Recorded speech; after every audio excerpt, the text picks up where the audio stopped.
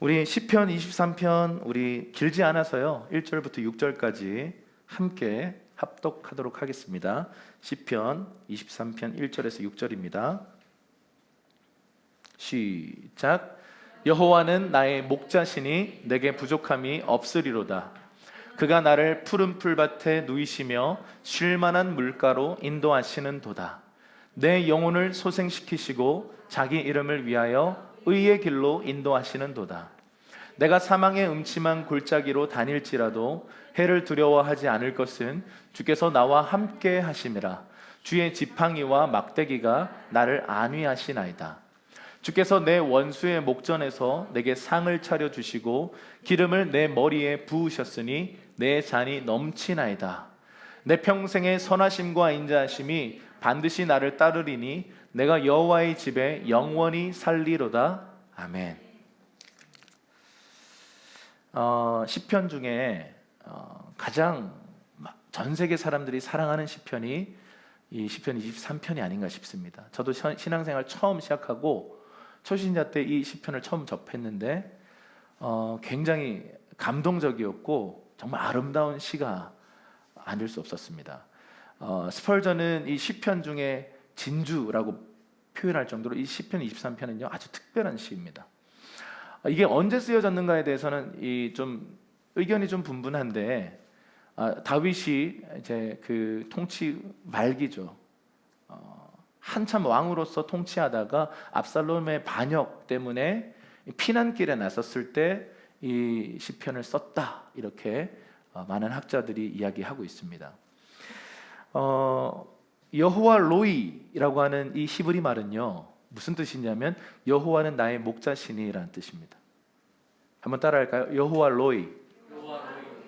여호와의 그 이름에 어떤 수식들이 많이 붙습니다. 여호와 샬롬, 평강의 하나님이란 뜻이죠. 또 여호와 니시, 하나님은 승리하시는 분이다. 여호와는 나의 깃발이시다 이런 뜻이죠. 또 여호와 이레, 준비하시는 하나님. 그 이름처럼요 여호와 로이라고 하는 뜻은 여호와는 나의 목자시다 이런 뜻입니다. 제가 어젯밤에 이 말씀을 좀 준비하면서 1절에서 넘어가질 못했어요. 자칫 잘못하면 오늘 1절만 설교할 뻔했습니다. 그냥 여호와는 나의 목자시니 내게 부족함이 없으리로다 이거 한 몇십 번을 그냥 혼자 되뇌었던 것 같아요. 너무 잘 아는 내용이고 너무 많이 불렀던 찬양의 가사인데요. 그냥 여호와가 나의 목자시라는 것이 그것만으로도 너무 큰 위로가 있는 거예요. 여러분 오늘 이 목자와 또 이 목자를 따라가는 양의 관계로 하나님과 우리 사이를 이렇게 표현하고 있는데 자, 양이 어떤 존재인지 목자가 어떤 사람들인지 좀 함께 배경을 나누면서요 이 말씀이 우리에게 말씀하고 싶어 하시는 것이 무엇인지를 함께 듣기를 바랍니다. 2020년도 마지막 주일을 어떻게 우리가 마무리하면 좋을까요? 목자이신 하나님을 신뢰하는 것으로 마무리하고 여전히 2021년도를 신실하게 인도하실 목자이신 하나님을 신뢰하는 것으로 새해를 출발하기를 주님의 이름으로 축원합니다. 자, 양의 특징이 있어요. 양의 특징은요 시력이 굉장히 나빠요. 눈이 너무 나빠서 한치 앞을 보지 못합니다. 그래서 양들이 자기 그 앞에 있는 양의 꽁무니를 쫓아다니거든요. 뭔가 눈앞에 물체가 있으면 막 따라가요. 근데 낭떠러지를 이렇게 한 양떼가 가면 양들이 계속 떨어져 죽습니다. 그만큼 시력이 나쁘고 또 우둔합니다. 두 번째 특징은 잘 속아요. 분별력이 없어요. 그래서 이리 같은 좀 지능이 좀 있는 동물, 이 맹수들은요 양떼들을 이렇게 모는 법을 알아요. 그래서 몰아가지고요 계곡 같은 곳에 이렇게 몰아서 막 잡아먹는 일들을 합니다. 이것을 목자들이 목격하고 역이용한 게 뭐냐면 양치기 개를 만든 거예요. 이 양치기 개라고 하는 이 개 종류가 셰퍼트잖아요. 이 셰퍼트라고 하는 단어가 조금 이따 나올 거예요. 그때 말씀을 드리도록 하겠습니다. 어쨌든 잘 속아요. 분별력이 없습니다. 세 번째, 잘 넘어집니다. 실족을 잘해요. 낙심을 잘하고 그냥 절망에 자주 빠집니다. 그게 양의 특징입니다. 근데 네 번째 특징은 또 재밌는데 넘어지면 스스로 일어나질 못해서 죽어요. 여러분 상상해 가십니까? 그 뚱뚱한 조금 털 때문에 뚱뚱해 보입니다만 그 뚱뚱한 양이요 뒤집어지면 발라당 이렇게 뒤집어져서 혈액순환이 막혀서 죽기도 하고요 맹수에게 잡아먹히기도 합니다. 스스로 일어날 힘이 없어요. 그게 양입니다. 5번째 특징은 이기적입니다. 그리고 제멋대로예요. 자기 고집이 너무 강해서요 그냥 이기적이고 제멋대로고 이 막 새끼 양을 돌보는 면에 있어서도 다른 동물들에 비해서 너무 이기적입니다. 자기 풀 뜯는데 더 혈안이 되어 있는 게 양의 특징입니다. 6번째 연결이 되어 있는데 고집이 엄청 세요. 자기 길을 끝까지 주장하는 특징을 가지고 있습니다. 7번째 방향 감각이 없어서요 길을 자주 잃어요. 그래서 8번째가 이 특성이 있는데 목자 없으면 큰일 나요. 하나님이 이 양을 창조하실 때요 하나님과 그의 백성 사이를 표현하고 싶으셔서 양을 창조하신 것 같아요. 양은요 이 목자의 도움이 없으면 살아남기가 어려운 동물입니다. 그래서 목자가 넘어진 양이 있으면 다시 뒤집어 줘야 되고요. 그래서 여러분 양 털 깎을 때 어떻게 하시냐면 그 뉴질랜드 갔을 때도 이렇게 봤는데요. 그냥 눕히면요 꼼짝 못 해요. 다른 가축들은 난리가 나잖아요. 근데 눕혀 놓으면 얘들은 포기해요. 어쩔 수 없지 뭐. 자기 힘으로 일어날 수 없는 존재니까. 그래서 눕혀 놓고 막 이 밀면요 좀 힘들어는 하지만 그냥 가만히 있습니다. 그리고 이 양의 특징의 마지막은 뭐냐면 자기 죽음을요 받아들여요. 다른 동물들은 죽이려고 하면 어떻게 해요? 막 울거나 막 안간 힘을 쓰는데요 양은요 자기 죽음을 고스란히 받아들입니다. 그래서 예수님을 어린 양에 비유하기도 하는 이유가 자기 죽음을 스스로 받아들이는 특성 때문에 그렇습니다. 그런데 어쨌든 여기 이 여호와는 나의 목자시니라고 하는 이 말씀에 보면 하나님은 목자시고 우리는 그분의 양이라는 사실입니다. 양의 특징을 이사야서 53장 6절은 이렇게 표현을 합니다. 함께 읽어볼게요. 시작.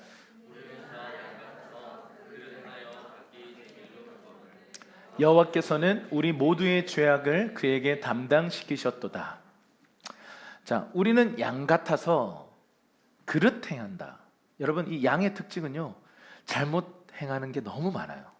잘못된 길에 들어서는 게 너무 많아요. 그래서 목자의 가이드가 없으면 양은 정말 죽을 수밖에 없습니다. 그래 우리는 다 양 같아서 그릇 행해서 어떻게 했다고요? 각기 제 길로 갔대요. 이사야 그 사사기에도 이런 표현이 등장하잖아요. 자기 소견에 옳은 대로 행했다더라. 여러분 자기 소견에 옳은 대로 행하는 삶이 그냥 제 길로 가는 거예요. 양은요 소신이 아주 강해요. 신앙생활에 있어서 소신은 정말 금물입니다. 하나님 말씀을 신뢰해야 되지 소신은 뭐냐면 내가 볼 땐 말이야 라고 하는 말들이에요. 내 생각엔 말이야, 내 경험으로 비추어 볼 땐 말이야 라고 할 때는 여러분 하나님의 그 참된 신앙으로 들어갈 수가 없어요. 여러분 그래서 신앙 앞에 하나님의 주권 앞에 여러분의 소신을 버리시기를 주님의 이름 축복합니다. 여러분 우리가 그 소신을 지키는 그 고집 이게 양의 특성이에요. 그래서 끝까지 고집 부리다가 낭떠러지에 떨어져 죽는 겁니다. 예수님은 이 요한복음에 자신을 나는 선한 목자다 이렇게 표현한 바가 있어요. 그 부분을 한번 좀 보겠습니다. 요한복음 10장 14절에서 16절입니다. 시작. 나는 선한 목자라. 나는 내 양을 알고 양도 나를 아는 것이 아버지께서 나를 아시고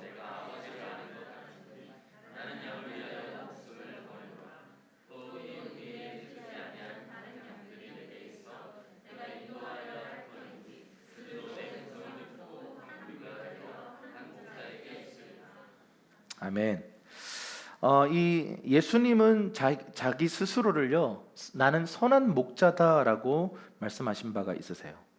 선한 목자라고 하는 이 표현은 우리가 양이라는 전제인데 방금 말씀드린 것처럼 양의 특성은 스스로를 구원할 수 없고 스스로를 세울 수도 없고 스스로 바른 길로 인도할 수 없다. 그래서 목자이신 예수님이 이 땅에 오실 수밖에 없었다라고 하는 말씀이에요. 그런데 오늘 이 말씀에 보면 나는 선한 목자다라고 말씀을 하세요. 선한 목자의 특징은 뭐냐면 양을 위해 목숨을 버리는 목자다라는 거예요. 여러분, 목자도 다 같은 목자가 아니에요. 목자라고 다 좋은 목자가 아닙니다. 사꾼들이 있어요. 사꾼들은요, 무엇이 목적일까요? 돈이 목적이에요.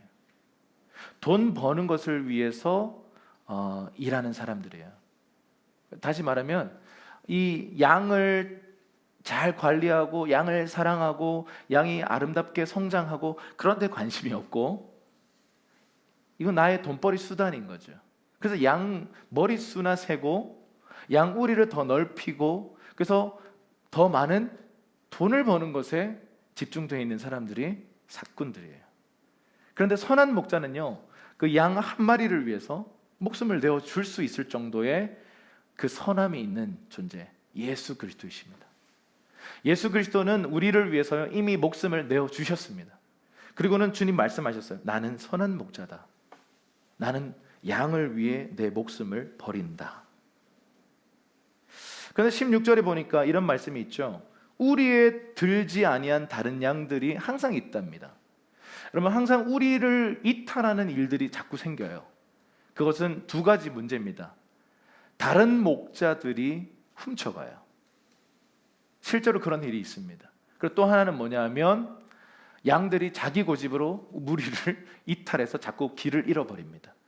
목자를 잘 따라가야 되는데 꼭 한두 마리들이요, 딴 데로 가가지고, 제가 그 자료를 봤는데 기네스북에 오른 그 양이 있더라고요. 기네스북에 어떻게 올랐냐면 이 양 털의 무게가 40kg예요. 그러니까 이게 보면 너무 충격적인 비주얼입니다. 일단 더럽고요, 너무 커요.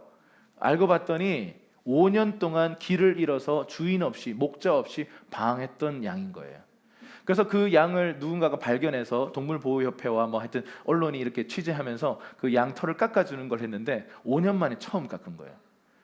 양은요, 양털을 목자가 밀어주지 않으면 죽어요.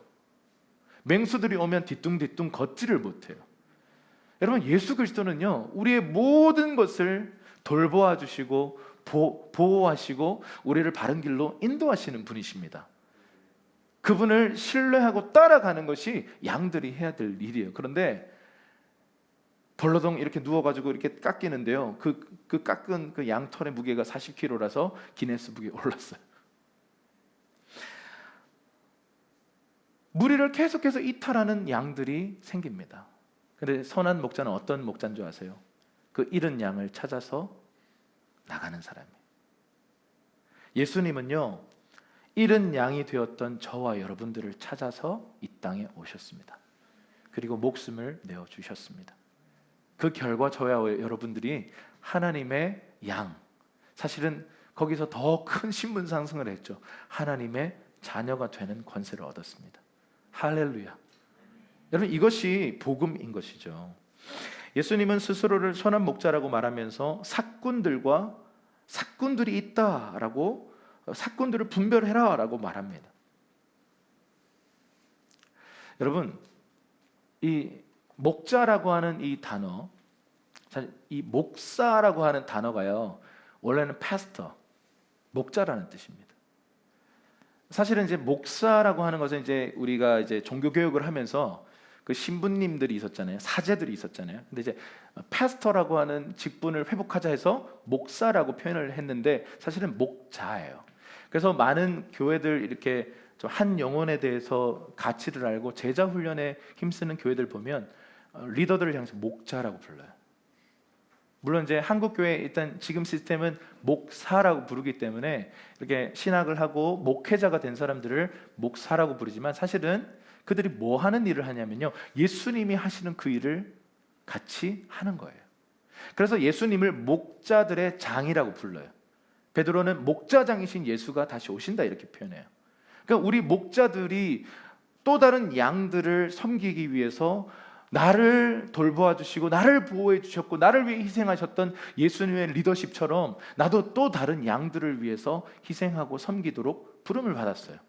베드로는요, 실제적으로 예수님이 이렇게 부탁하셨어요. 내 양을 먹이라, 내 양을 치라, 내 양을 먹이라 라고 3번이나 강조하시면서 말씀하셨어요. 여러분, 제자와는요 선택이 아니에요. 누군가를 섬기고 누군가에게 본을 보이고 누군가에게 예수 그리스도의 참 길을 보여주는 삶은요, 우리가 평생 주님 앞에 서는 날까지 해야 하는 일인 줄 믿습니다. 제자와는 은퇴가 없습니다. 할렐루야. 우리가 나중에 나이가 들어도, 나이가 정말 노인이 되어도 우리 주님 앞에 서는 날까지 누군가에게 본을 보이며 예수를 따라가면요, 누군가에게 영향을 계속 미치는 것이에요. 양을 치는 거예요. 양을 먹이는 것입니다. 그래서 우리 신앙생활은 목자가 되는 것, 그리고 목자이신 주님을 따라갈 뿐만 아니라 내가 누군가의 목자가 되는 것입니다. 아멘이십니까?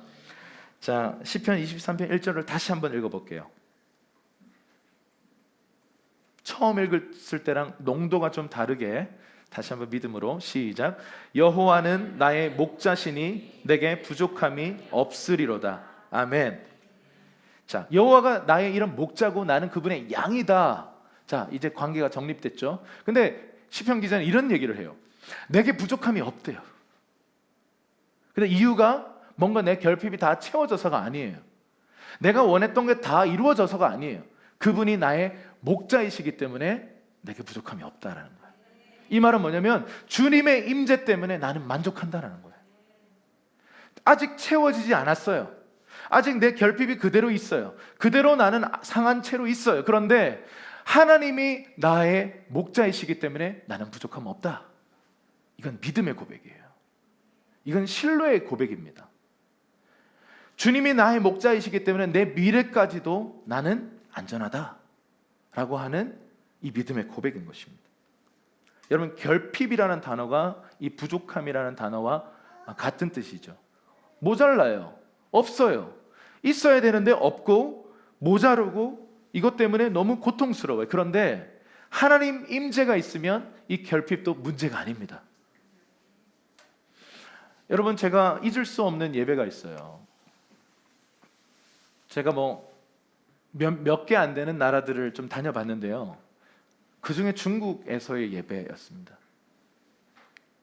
한 시골의 그 공장에서 몰래 숨어가지고 이제 찬양이도 하고 예배 컨퍼런스를 열었는데요.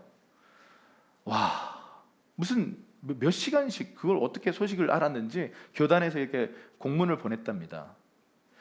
몇 시간씩 차를 타고 와가지고 이 컨퍼런스에 참석하겠다고 오셨는데 어떻게 앉아 있냐면요, 이렇게 좋은 의자가 아니에요. 여러분, 목욕탕 의자 아세요? 목욕탕 의자도 우리나라 건 좀 넓잖아요. 근데 좁은 목욕탕 의자가 있어요. 그거가 쫙 깔려 있는데 이렇게 옆에 이렇게 찬양 이렇게 못해요. 붙어 있어요. 좁은 공간에 많이 들어오려고요. 너무 좁게 밀집돼 있어요. 코로나에 어울리지 않는 그 자리 배치예요. 거리 두기가 전혀 안 되는. 이렇게 쳐야 돼요. 옆에 부딪히니까. 근데요, 그 열정의 예배, 그 눈물의 예배를요, 저희 그런 얘기 많이 하잖아요. 사역하러 갔다가 사역 당하고 왔다고. 뭘 가르치러 가는 줄 알았어요. 근데 회개하고 왔어요. 저들의 열정과 저들의 주님 앞에 애통하는 마음으로 주님 앞에 반응하고 선교 중국을 막 노래하고, 아니 무슨 지금 이 가난함과 교회가 막 이런 우리 한국 교회적인 마인드로 보면 빨리 교회라도 지어줘야 될 것 같고 필요한 거 빨리 좀 채워줘야 될 것 같은데 그 결핍 속에서요 만족하더라고요. 그러고는 선교 중국을 노래해요. 선교하는 중국이 되게 해주십시오. 여러분, 그걸 지난 20년 동안 노래했어요. 언제 작곡됐죠? 잘 모르겠네. 꽤 오래전에 작곡됐는데 지금도 외우고 있어요. 저도. 차이체 하여튼 네. 요이종 아이샨나 샹청용 창미 맞나요? 아직도 외우고 있어요. 아니 무슨 재정도 없고 뭔가 내가 볼 때는 좀 이거 필요가 결핍이 너무 많아 보이는데 자기 결핍 생각 안 하고 하나님 나라를 막 노래하는 거예요. 회개했습니다. 너무 많은 것을 가지고 있고, 사실은 우리도 개척교회고 결핍이 있잖아요. 우리의 삶엔 결핍이 있습니다. 그런데 거기 가서 보니까 더 큰 결핍 속에서도 감사하고 행복해하고 기뻐하고 그게 너무 진심이에요. 필리핀에서도 어린아이들의 눈에서 그걸 봤어요. 재작년에 몽골에 갔을 때도 그걸 봤어요. 몽골에서 저희가 울란바토르에서 예배 세미나를 열었는데 며칠씩 뭘 이렇게 타고 오셨대요. 어디서 제일 멀리서 오셨대요. 그리고 세미나를 다 끝나고 나서 와서 자기 간증을 하시는데 우리 집안에서 나 혼자 예수 믿어서 엄청 핍박받는다 한 아주머니셨어요. 너무 힘들다. 그런데 자기는 정말 하나님을 위해서 살고 싶은데 영적 공격이 너무 많다. 나를 위해 기도해달라. 이런 내용이었어요. 그래서 그분을 위해서 기도하는데요, 내가 몽골에 이분 때문에 왔구나 싶더라고요. 사마리아 여인 같았어요. 하나님을 향한 갈망이 있는데 해결되지 않는 그 결핍 속에서 신음하던 여인이었어요. 그런데 이 예배하다가 하나님을 만난 거예요. 그리고는 자기 간증을 막 얘기하고 저를 위해 기도해달라고 막 그러시더라고요.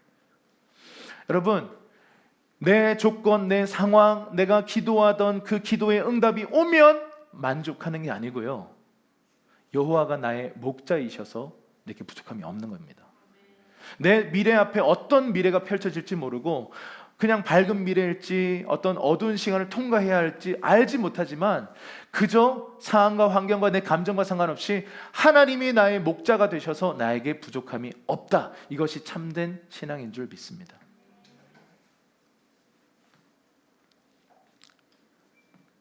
임재의 결과는 만족입니다.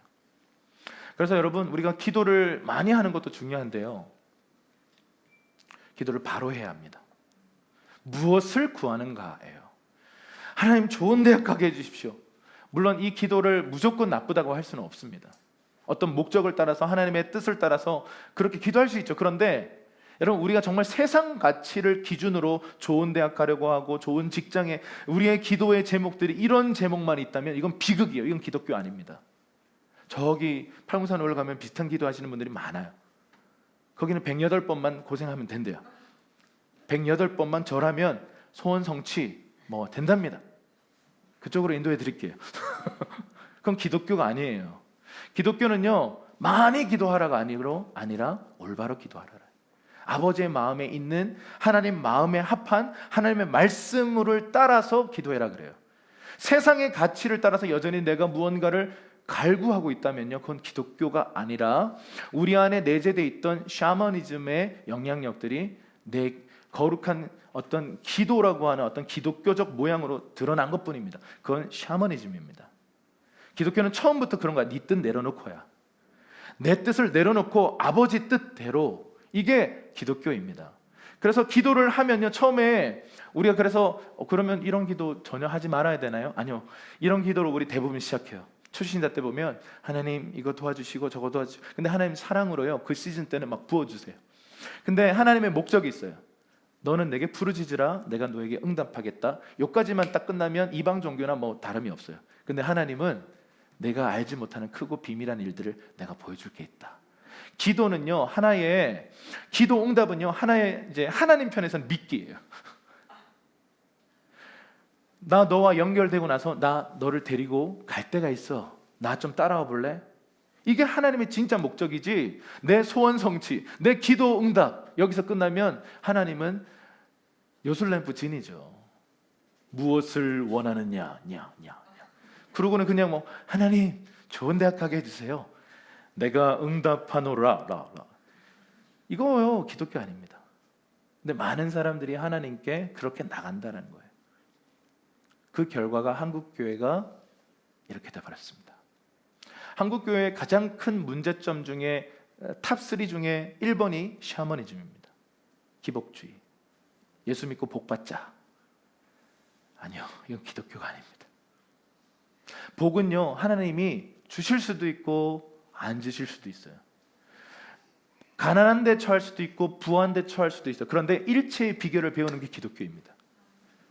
가난한 시즌에서도 풍성한 하나님의 부여를 노래하고요, 풍성한 시즌 가운데에서도 가난한 마음으로 하나님을 찾는 것, 이것이 기독교이지, 상황에 따라 하나님이 살아계셨다가 상황이 좀 안 좋아지면 하나님이 돌아가셨다가, 이거 아닙니다. 상황과 환경과 상관없이 여호와가 나의 목자시기 때문에 내게 부족함이 없다. 이것이 바로 기독교입니다.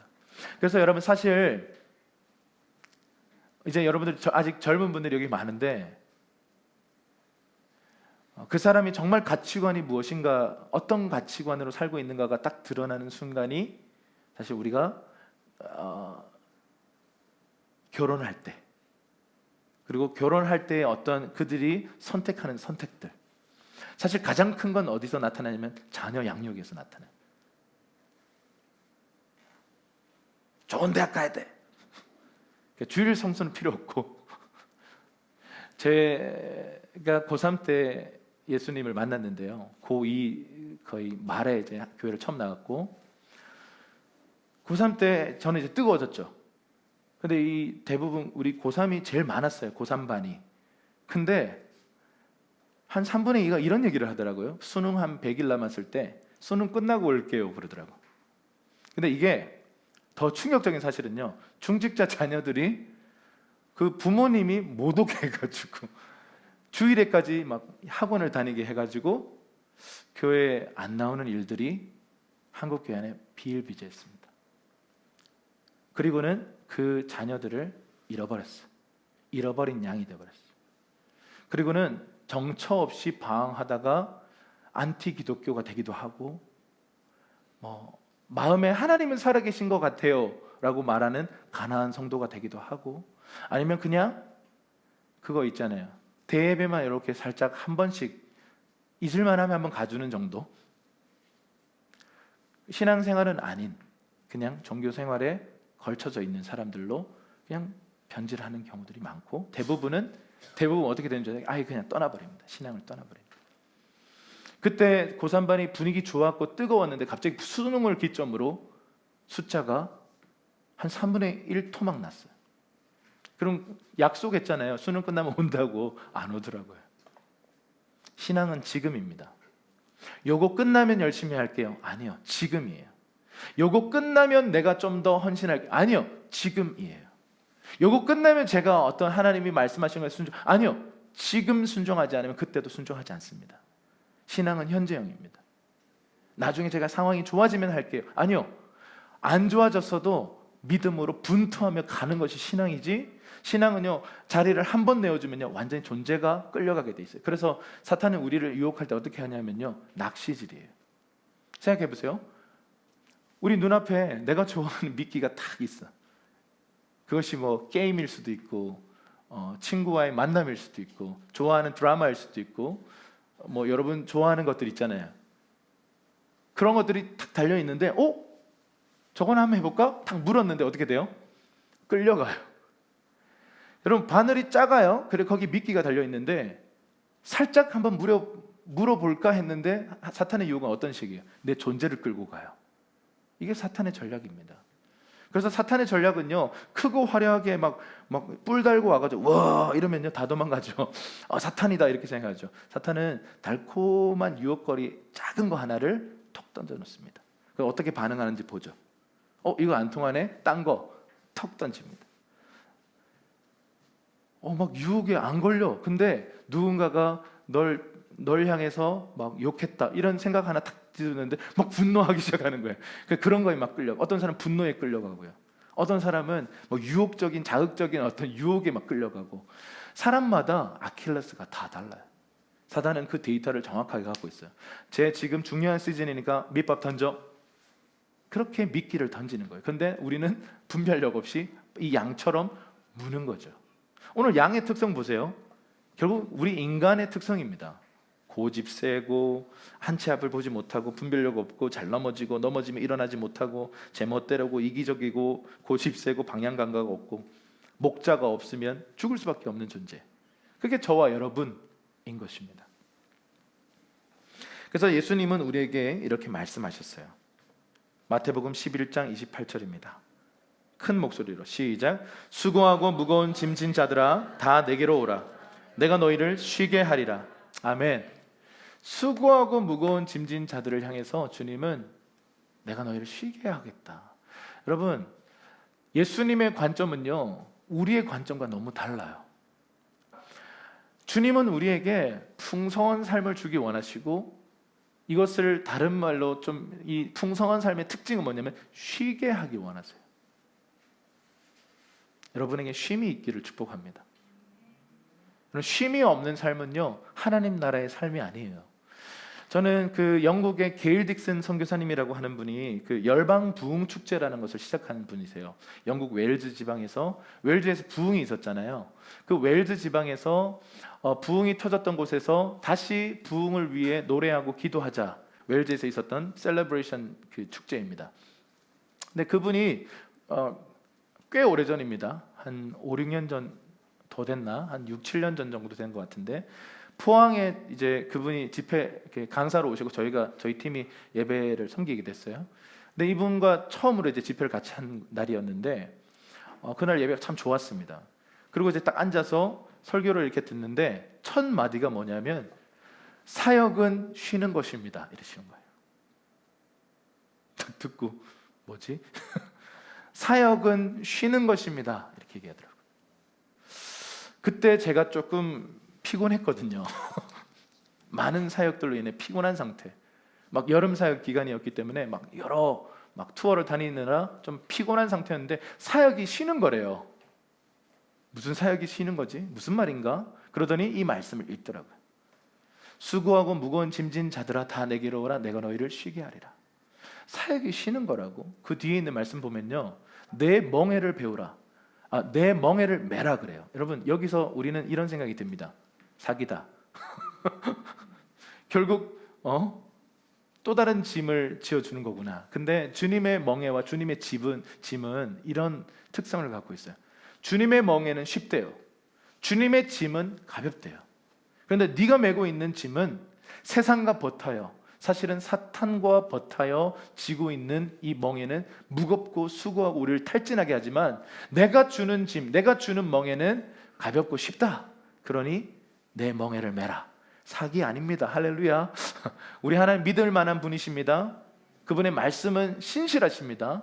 그래서 이 멍에를 어떤 거냐면요, 이스라엘의 멍에는 어미소와 새끼소가 함께 멍에를 매게 돼 있어요. 그래서 어미소와 새끼소가 함께 동행할 때 이게 이제 훈련인 거죠. 훈련. 어린 소는 훈련이 안 돼 있어요. 근데 어미소는 오랜 시간 농부와 함께 훈련되어서 잘 순종합니다. 그런데 어미소와 새끼소를 한 조로 묶어요. 어미소도 불편하겠죠. 그런데 이 새끼소가 막 나비가 날아다니면 나비를 향해서 막 방향 전환하고 가기 싫으면 또 서고 이러면 어떻게 되냐면 멍에가 쪼여와요. 엄청 아파요.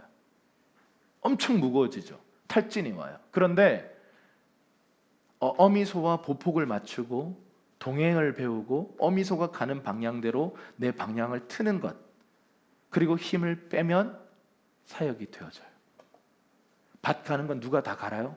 어미소가 다 갈아요. 어린 소는 뭐예요? 그냥 힘 빼고 걸으면 돼요. 그게 신앙생활이라는 거예요. 그게 사역이라는 거예요. 여러분, 하나님의 일은 무엇입니까? 어느 날 제자들이 우리가 어떻게 하여야 하나님의 일을 하겠습니까? 막 열정이 일어나서 막 물어요. 근데 예수님이 찬물을 끼얹는 이상한 소리를 하십니다. 하나님이 보내신 자 곧 예수 그리스도를 믿는 것이 하나님의 일이다. 뭘 하고 싶어가지고 막 왔는데 예수 믿는 게 하나님의 일이래. 여러분, 하나님의 일을 한다라고 하는, 주님을 사랑하고 주님을 위해서 뭔가를 하고 싶어하는 그런 헌신자들, 막 이것도 하고 싶고 저것도 하고 싶고, 여러분 가장 먼저 해야 할 일이 뭐예요? 마리아처럼 주님 발치에 앉아서 예수님을 믿는 거예요. 그분을 바라보는 거예요. 그분을 사랑하는 것입니다. 그것이 빠져버린 수많은 활동과 봉사와 헌신과 사역은 여러분 무의미해요. 그리고 우리를 탈진하게 만듭니다. 여러분, 이 말씀을 기억하십시다. 우리의 모든 짐지고 있는 것들, 내가 스스로 만들어 나를 이렇게 탈진하게 만드는 이 세상과 연결된 이 멍에를 벗어버리고 수고하고 무거운 짐진 거 다 내려놓고 주님의 멍에를 매는 저와 여러분이 되기를 주님의 이름으로 축복합니다. 여러분, 탈진이 있고 지금 피곤하시고 어려운 분들이 있다면요, 여러분 그 모든 짐진 것 내려놓으십시오. 그리고 예수님께로 돌아가십시다. 결국 여호와는 나의 목자시니 내게 부족함이 없으리로다라고 하는 것은 뭐냐면 가치의 변화예요. 응답이 있기 때문에, 필요가 채워졌기 때문에, 뭔가 내 삶에 내가 원하던 것들이 다 얻어졌기 때문에가 아니라 가치가 변한 거예요. 주님 한 분만으로 저는 만족합니다. 2절입니다. 시편 23편 2절 시작. 그가 나를 푸른 풀밭에 누이시며 쉴 만한 물가로 인도하시는도다. 아멘. 이 목자의 역할은요, 예비하는 것과 인도하는 것이에요.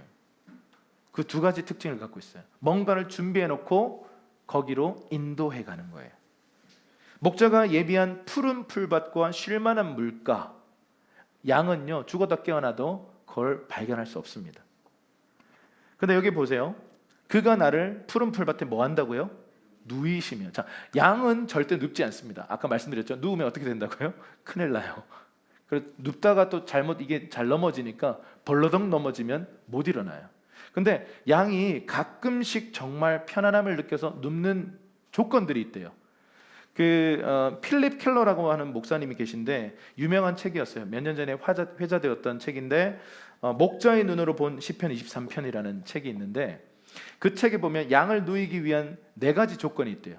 이 목사님이 시편 23편을 정말 깨닫고 싶어서 뭐 했냐면 이스라엘로 가셨대요. 그리고 8년 동안 목동생활을 하셨대요. 그러면서 이 시편 23편을 깊이 깨달으신 건데, 첫 번째 조건이 뭐냐면 안전함이라는 것을 깊이 느껴야 된답니다. 아, 내가 지금 안전하구나. 두 번째, 해충으로 인해서 막 걸적거리는 게 없어야 됩니다. 세 번째, 다른 양들과 싸움이 없이 그냥 평안해야 합니다. 네 번째, 먹을 것이 충분해야 돼요. 이 먹을 것이 충분하다고 느끼는 건 뭐냐면 한 20일 동안 끊임없이 풀을 잘 먹었으면 그렇게 느끼는 거예요. 그러니까 푸른 풀밭에 양이 누웠다, 이 말은 뭐냐면 양을 위한 최적의 조건이라는 거죠. 그럴 때만 눕는 거죠. 그러니까 이 목사님이 8년 동안 이 양이 눕는 걸 보고 싶었는데 딱 한 번 봤답니다. 제가 봤을 때는 한 번 보고 이 책 쓰신 것 같아요. 양은 잘 눕지 않습니다. 근데 얼마나 양을 위해서 최적의 조건이면 양이 이렇게 누울까요? 그러니까 이 목자는요, 양이 죽었다도 깨어나도 알 수 없는 목초지를 알고 있고 오아시스를 알고 있어요. 양은 시력이 약하기 때문에 그걸 찾아갈 수 있는 능력이 없어요. 그런데 가끔 양들이, 고집센 양들을 보면 지가 찾겠다고 막 나섰다가 길을 잃어버리는 것입니다. 요한복음 10장 9절에서 10절입니다. 우리 큰 목소리를 읽어볼게요. 시작. 내가 문이니 누구든지 나로 말미암아 들어가면 구원을 받고 또는 들어가며 나오며 꼴을 얻으리라. 도둑이 오는 것은 도둑질하고 죽이고 멸망시키려는 것뿐이요 내가 온 것은 양으로 생명을 얻게 하고 더 풍성히 얻게 하려는 것이라. 아멘.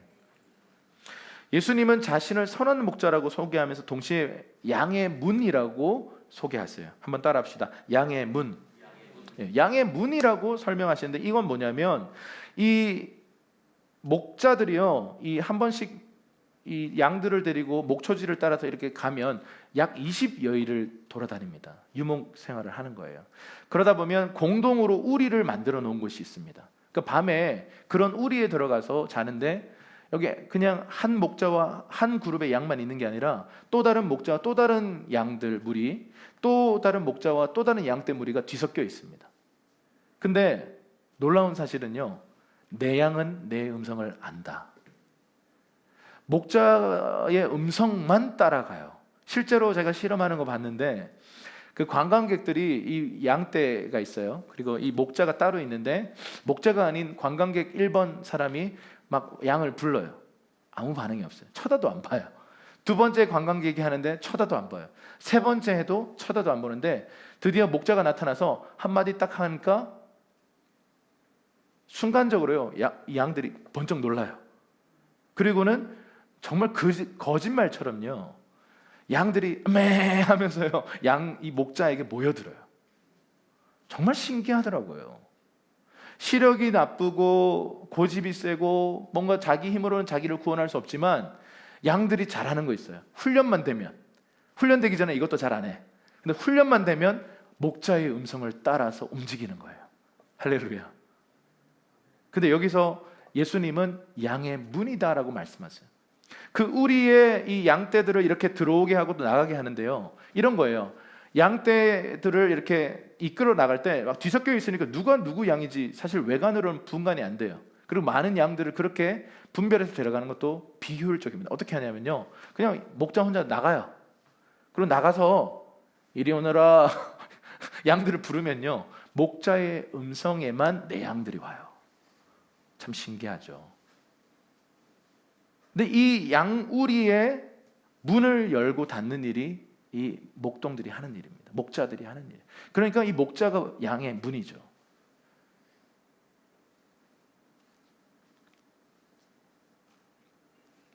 이 목자들은요, 우리에게 가장 최적화된 가장 좋은 곳, 베스트 플레이스로 우리를 이끌어 가는 것입니다. 우리는 우리의 삶의 베스트 플레이스를 초이스할 수 없어요. 그런데 예수님은 우리의 삶의 가장 좋은 것을 아시는 분이세요. 우리의 미래를 다 내다보시는 분이세요. 그래서 양의 문을 따라 들어가고 나오면서 무슨 일이 일어나요? 양의 우리로 딱 들어갈 때 구원을 받아요. 수많은 맹수로부터 안전해져요. 그리고 꼴을 얻는다 그래요. 이 목자들이 이 꼴을 막 줍니다. 그래서 이 양의 문이신 예수 그리스도를 따라서 들어가고 나오면서 꼴을 얻어서 어떻게 돼요? 생명을 얻을 뿐만 아니라 풍성한 삶을 살게 된다라는 것입니다. 단순히 목숨만 부지하는 게 아니라 풍성해진다라는 거예요. 이것이 목자이신 하나님께서 우리에게 정말 주고 싶어 하시는 삶입니다. 우리 한번 얘기할 거예요. 아까 전에 간증에서도 그런 얘기 했는데, 하나님은 당신에게 풍성한 삶을 주기 기뻐하십니다. 아멘. 그런데 여러분, 목자의 입장과 양의 입장은 좀 달라요. 자, 이번에 양의 입장에서의 한 어떤 고충을 한번 생각해 봅시다. 창세기 22장 12절에서 14절입니다. 우리 큰 목소리로 시작. 사자가 이르되 그 아이에게 내 손을 대지 말라. 그에게 아무 일도 하지 말라. 내가 내 아들 내 독자까지라도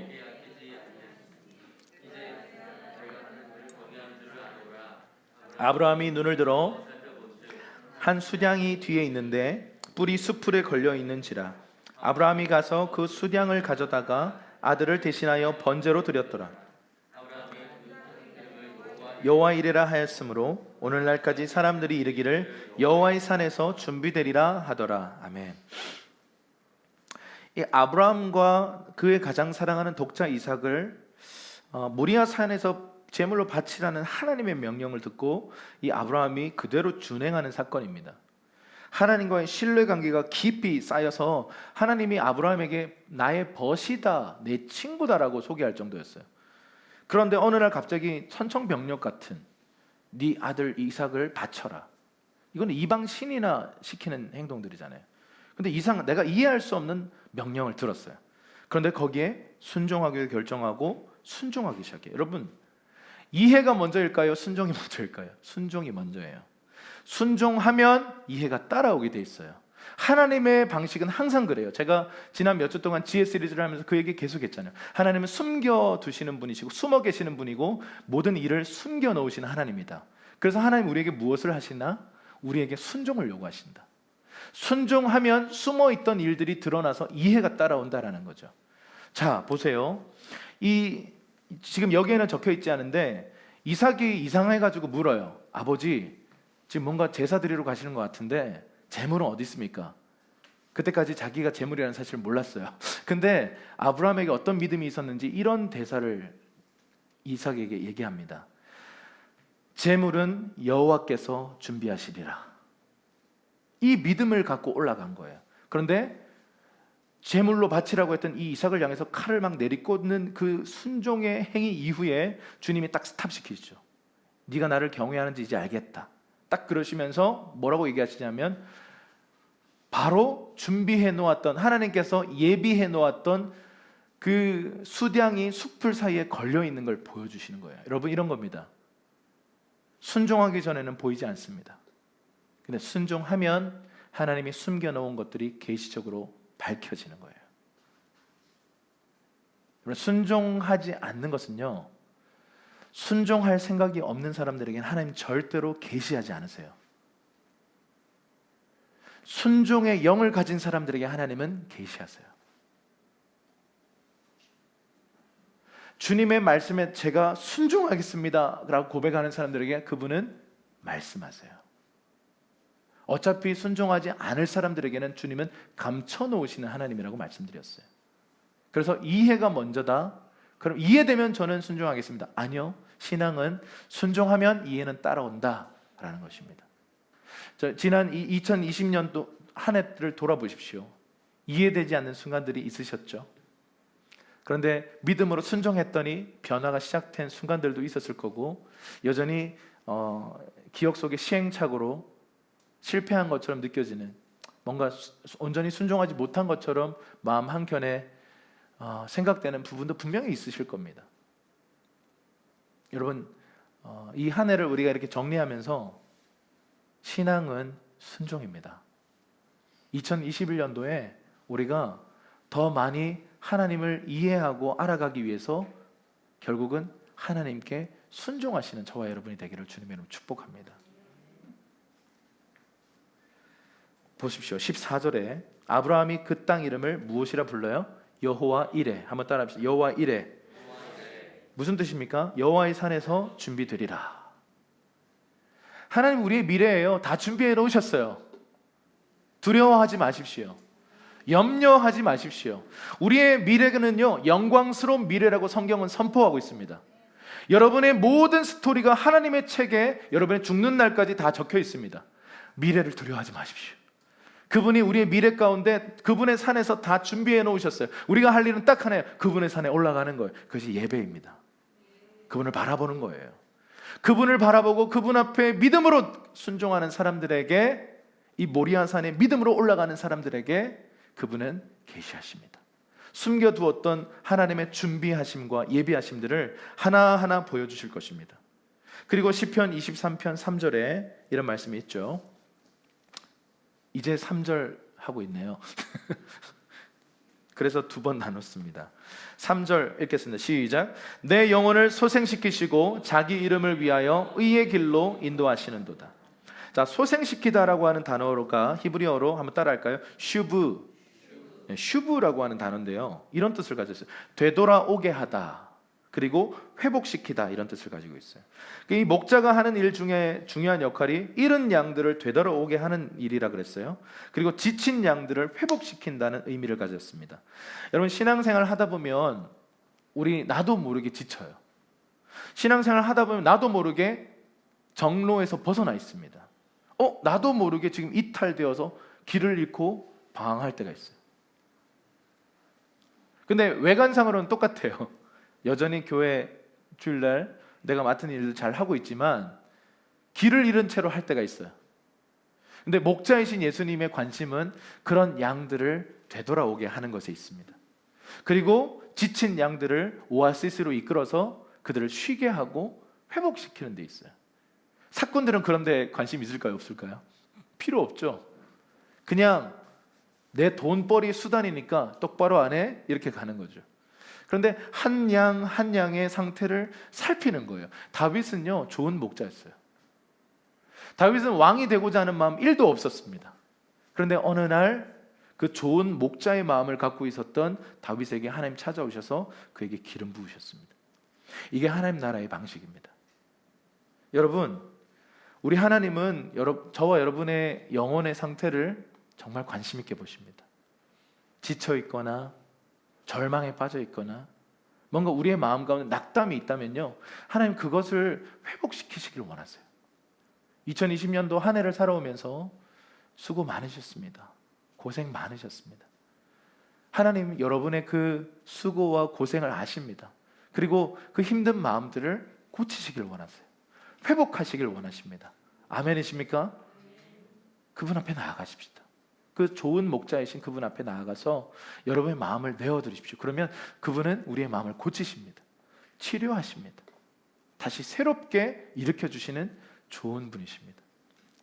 근데 이 모든 것들을요, 하나님의 영광을 위해서 한다, 이렇게 말씀하고 있죠. 자기 이름을 위하여 의의 길로 인도한다, 이렇게 말씀하고 있습니다. 여러분, 이 양에게 있어서 가장 중요한 게 뭘까요? 목자를 신뢰하는 거예요. 여러분, 예수 그리스도는 우리의 가장 좋은 목자이십니다. 그분을 신뢰하십시다. 그분을 리더십에 이의를 제기하지 마십시오. 때로는 이해되지 않는 길을 걸어야 될 때가 있어요. 지금 코로나처럼요. 너무 힘들지 않습니까? 불편하지 않습니까?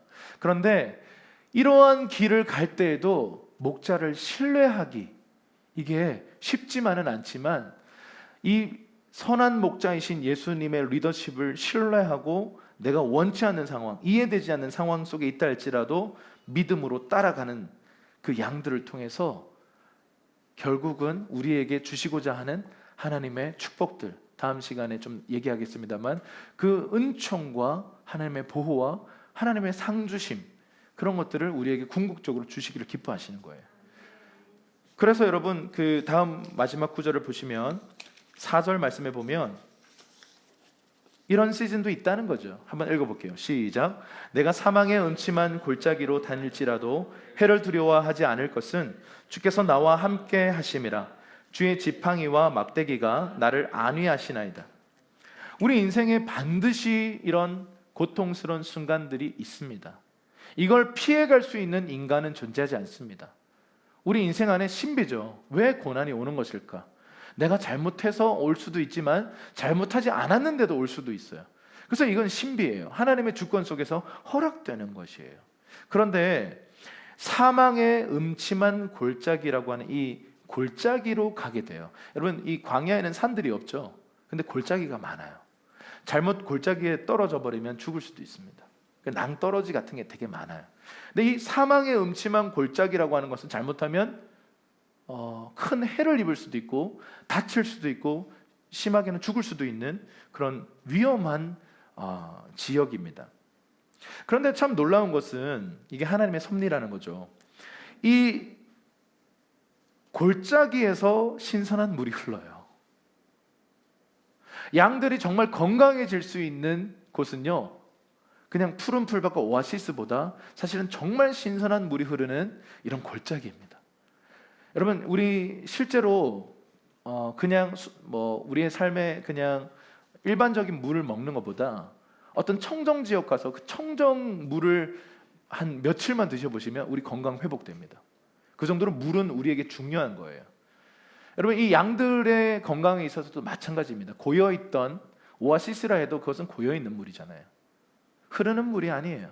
근데 골짜기에서 깨끗하게 흐르는 물들을 먹고 마실 때 어떤 일이 벌어지냐면 그들에 있었던 질병과 그 모든 것들이 신선함을 얻게 된다는 거예요. 여러분, 역설적입니다. 고난 속에 유익이 있습니다. 고난은 우리를 성장시킵니다. 고난은 우리를 건강하게 만들어요. 그래서 다윗은 그 고난 끝에 이런 시편을 쓰죠. 고난이 내게 유익이라. 고난 당하기 전에는 내가 주님의 말씀을 지키지 않았습니다. 고생해봐야 우리가 주님의 법도로 돌아가게 돼 있어요.